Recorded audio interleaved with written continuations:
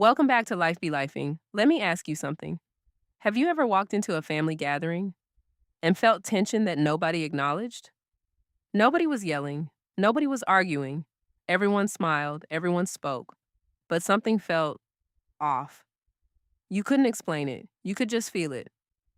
Sometimes families become so accustomed to unresolved hurt that silence becomes the way everyone survives it.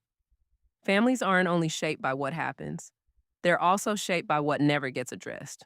Old arguments, broken trust, unspoken jealousy, unresolved grief, years of comparison. Sometimes these emotions aren't discussed, they're acted out. One sibling is constantly criticized, another is always praised. One family member is invited to everything, another is left out. Nobody says there's a favorite, but everyone knows. Children notice way before adults admit it. Every parent connects differently with each child. That's natural. Favoritism is different. Favoritism happens when one child consistently receives grace, while another receives criticism. One child's mistakes are excused, another child's mistakes are remembered for years.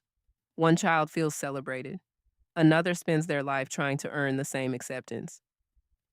The goal isn't to create identical relationships. The goal is to create relationships where every child knows they are equally loved and valued. We often expect jealousy from strangers. We don't expect it from family. But families are made up of human beings. Sometimes one person's success reminds another person of dreams they never pursued. Sometimes healing in one family member exposes pain another person has avoided.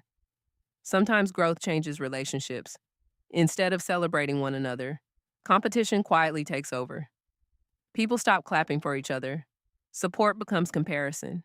Love becomes measured. Not because people don't care, because unresolved pain is speaking louder than love.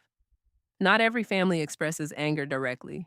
Some express it through silence, sarcastic jokes, backhanded compliments, ignoring phone calls, leaving someone out, talking about people instead of talking to them. Nothing explosive happens, but everyone feels it. Children raised around passive aggression often struggle to understand healthy conflict. They learn that honesty creates distance, so they keep their feelings inside. One of the quietest family wounds is emotional neglect. Food may have been on the table, bills may have been paid, you may have had everything you needed physically, but emotionally, you felt alone. Nobody asked how you were doing. Nobody noticed when your heart was breaking. Nobody celebrated who you were becoming. Emotional neglect isn't always intentional. Sometimes parents were emotionally neglected themselves. You can't consistently give what you've never experienced. Understanding that creates compassion, but it doesn't erase the impact. Children raised in these environments often become adults who wonder if they're too sensitive. They minimize their own pain. They feel uncomfortable receiving compliments. They expect rejection, or they spend years trying to earn love that should have been freely given.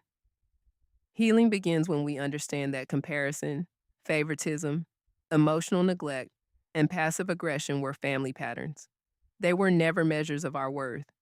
Imagine what changes when a family begins celebrating one another instead of competing, when honesty replaces sarcasm, when encouragement replaces comparison, when every child knows they don't have to earn love. That's the kind of family many of us are trying to build today.